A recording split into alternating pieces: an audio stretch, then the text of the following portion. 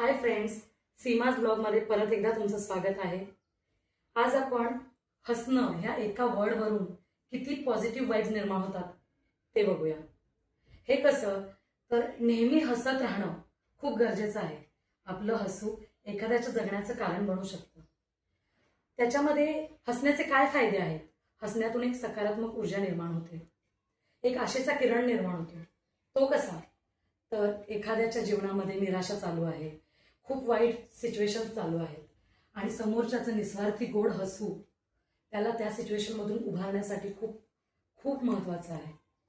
त्याच्यामुळे आपल्याला जगात कुठेतरी माणुसकी शिल्लक आहे हे बघायला मिळतं आणि या हसण्यावरूनच आपण तणावमुक्त वातावरण निर्माण करू शकतो। ते कसे काय?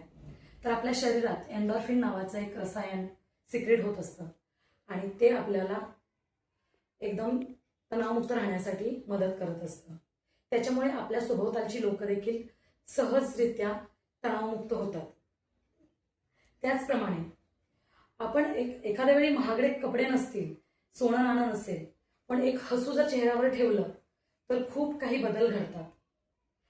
परमेश्वराने आपल्याला जरी काही दिलं नसेल तर हसू हे एक एवढं महत्त्वाचं दान दिलेलं आहे की जे वाटल्याने कमी होत नाही।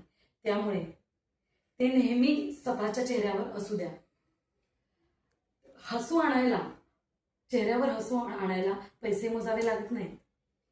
हसणं हे एखाद्याचं आयुष्य बदलू शकतं।